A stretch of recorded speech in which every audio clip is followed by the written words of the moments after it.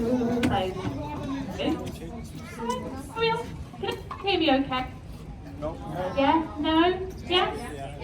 Look, good afternoon everyone, welcome to Seaquarium and to our sea area. I'm one of the animal feeders here. This gorgeous girl, her name is Gina.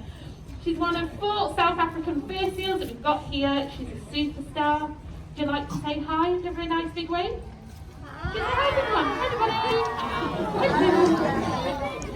Well, Gina's going to be helping me out this afternoon as we tell you all about the seals that we have here at the aquarium.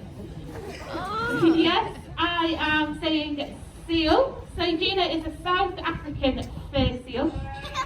She's also called a Cape fur seal or a brown fur seal. Sometimes we call her cheeky.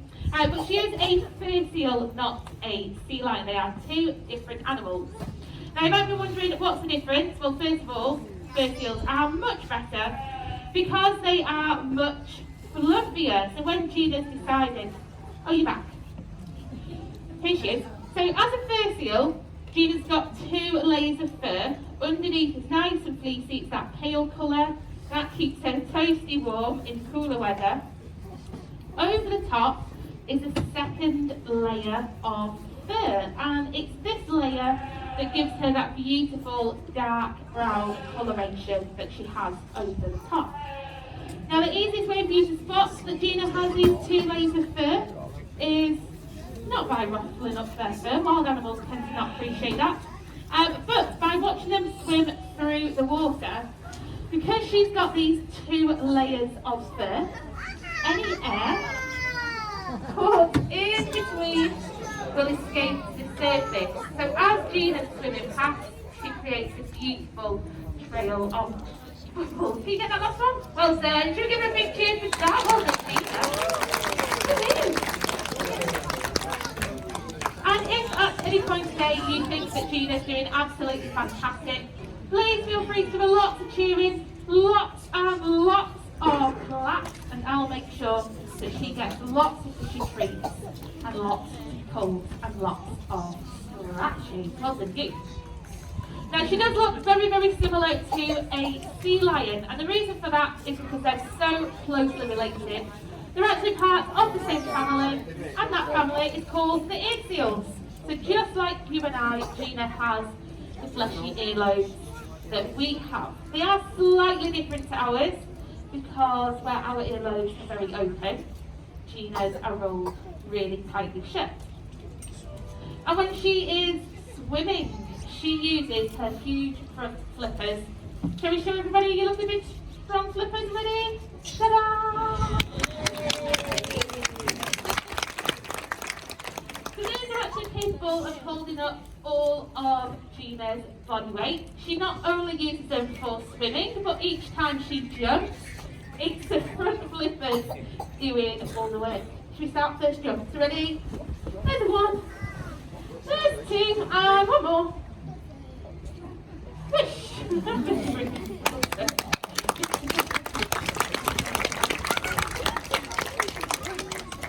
Now, seals, sea lions and walruses, they actually all belong to a big group of animals called the pinny's heads. And that word means fin-footed. So instead of having individual fingers and toes, they've all worked together to create these lovely paddles. But within pinny's heads there are 3 families. So the first one being the ear seals, where Gina belongs. The next family is the walruses. Well, we can't show off the walruses, can we?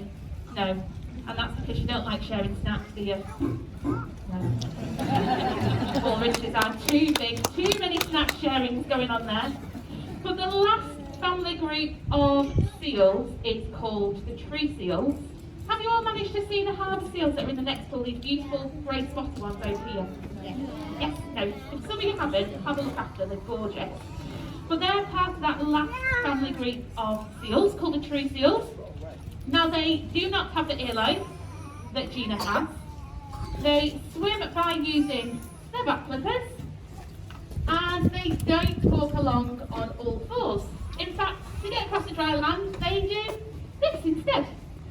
They slide along on their bellies, whoosh, like a big wet club. Now Gina here, when she's on the dry land, she does love to slide on her belly. But as an eared seal, she's actually a lot more athletic, she says. Are we having a quick nap? Right, you just get just amazing in. So as an ear seal, she actually has a rotatable back hip. So she can tuck her back flippers underneath her so she can walk, she can run, she can jump, and finally, she is a fantastic climber. So on lovely sunny days like today, our seals are always looking for the best sunbathing spot. Here at the Seaquarium is up on this nice big rocky cliff here. But you'll see Gina's front flippers pull her up and then the back hips rotate underneath. So what do we like to do once we got to the top? We like to have a little snooze, don't we? Some extra tension, bit of a massage. Do you reckon you can carry on with the rest of the demonstration? There we go. Needed some convincing. Now we train all of the seals that we have here at Seaquarium. Now there's a few different reasons to do so. First of all, we want to make sure that everybody's nice and healthy. Yes, so we do like to health check our seals each and every day. We can get nice and close. We can have a good look inside those beautiful brown eyes to make sure they're nice and clear. And those eyes are so important, first of all, for them exploring their surroundings. So when they're in the sea, they need to be looking where they're going, but also finding food. And they eat lots of different fish, squid, crustaceans. They even eat seabirds in the wild, such as penguins. We are going to test Gina's eyes. We're going to have a game of catch. For each one that she does catch, please give her a big cheer. You ready? Number 1. Number 2. 3.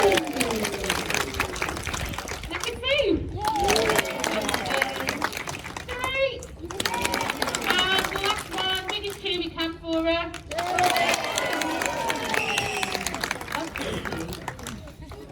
If Gina was missing those hoops, if she couldn't catch them, it might indicate to us maybe there's a bit of a problem with her eyesight, which is not the case today, don't worry. But when it does get too dark or too murky in the water for these seals to hunt, they rely instead on their whiskers. Now they can pick up movements in the water from several metres away. They can use them a little bit like your fingertips to feel textures and shapes. And they are so amazing that all of our seals are currently training to take part in some research with Dr. Alex Mill and Manchester Metropolitan University. So if you're wondering what we were doing today, and I'm going to show you Regina as well, I have a blindfold in my hand.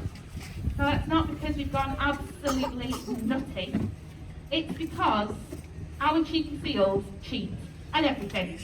So if we give them the opportunity to peek at the answers, they're going to do so. So instead, she's learning to wear this blindfold. Should we show them what we do? Wow, come on guys, give a lot of cheering for that. So when we're training our seals, it doesn't matter if it's an old behaviour, a new behaviour, whether it's a fun jump or it's a medical behaviour, we use positive reinforcement. So we try and encourage them. Good girl.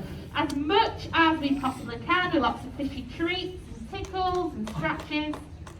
On the flip side of this, if the seals make a mistake, sometimes you do, don't you? Yes. Only every now and again. Yeah, I know. Only every now and again. We don't shout at the seals. We don't take food away from them. We don't smack any bottoms. And we'll not try and intimidate the seals into doing those behaviours. If they don't want to take part, that's their decision. It is cooperative. It's a really good way to build a positive working relationship with the seals, because the next part of our health check is a little bit more hidden away. It's inside that big scary mouth. Shall we show them your big teeth? You ready? Oh, wonderful. So each day we're checking Gina's teeth for any broken ones, any ulcers, any gum disease. We can pick their teeth, we can brush them, but they're still quite different to ours in two ways actually. First of all of Gina's teeth are extremely pointy, and that's because she doesn't chew her food, she swallows it down whole. So if she grabs anything that's too big to swallow, what she'll do is she'll shake it, shake, shake, shake, shake it some more. Well done.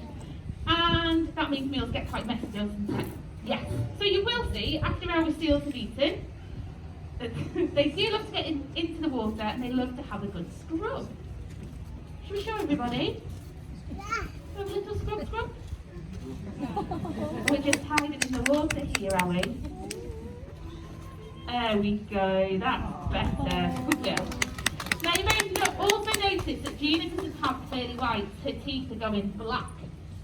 No, it's not because they're rotten, don't worry. It's because she has bacteria in her mouth that we don't have. So it contributes to this dark coating over the top. But it is normal, it is healthy, it's just different to ours. And our mouth is the same. Well then, we can check for lippers, for cuts and scratches.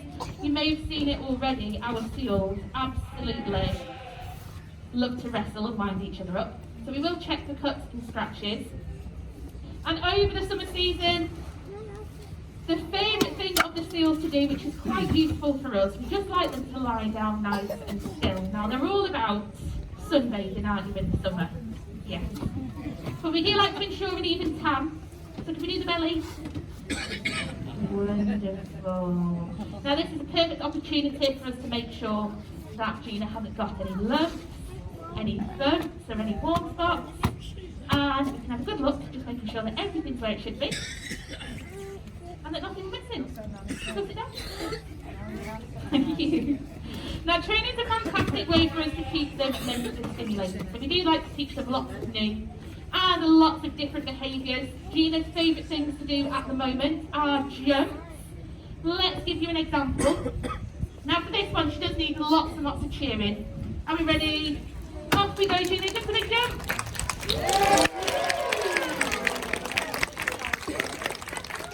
It's beautiful, well done, Jim. Now some of the behaviours that we teach our seals are actually based, well, the majority of their behaviours are based on natural behaviours they do in the wild. For example, one of those behaviours we're actually going to use to give you a bit of an impression of an animal that would eat the seals in the wild. Can you guess what it is? Here it goes.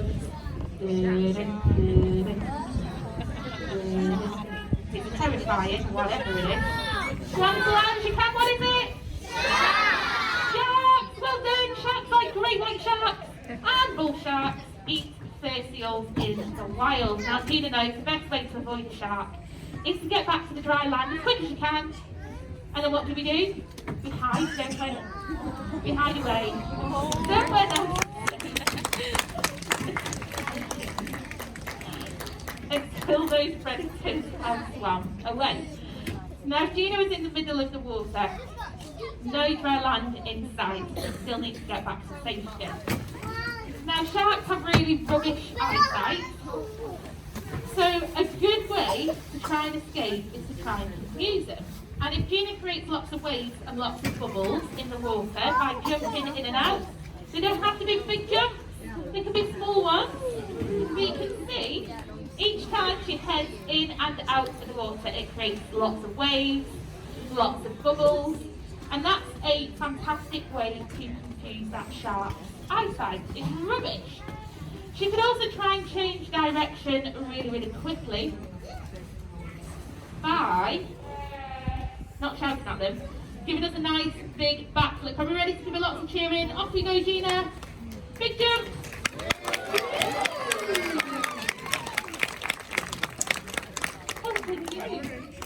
A couple of different methods there. Hopefully they will keep her nice and safe. And if she was feeling maybe a little bit fattier during the day, another way to create lots of waves, lots of bubbles, is a big splash. I wanted to show everybody. Can we give it a go? Come on, big splash! Okay.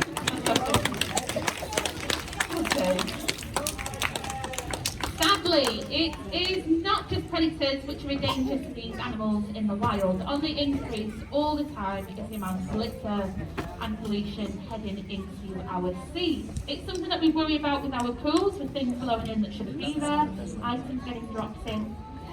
Gina, for example, is a very curious, a very playful animal. So for wildlife, if they see anything out of the ordinary in the water, the first thing they like to do is go over and have a look. Now you can see that Gina's managed to get herself a bit too close.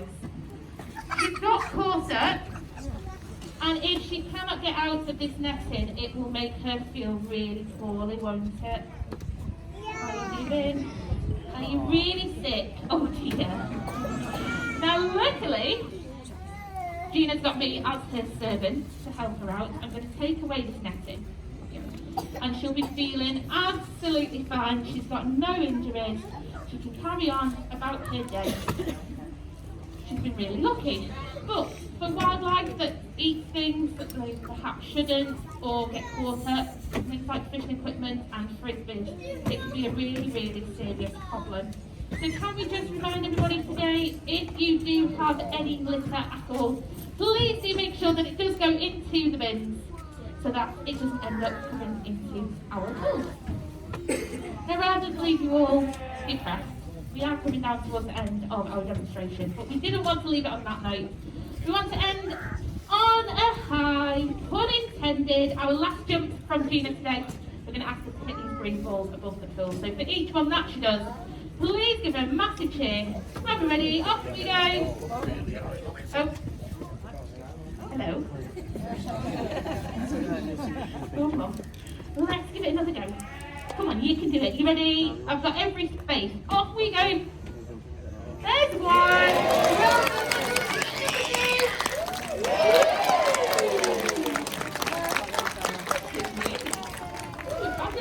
Thank you very much, everybody, for cheering the lovely Gina on. If you have any questions, I'll come round at the end of the demonstration. Please feel free to fire those away.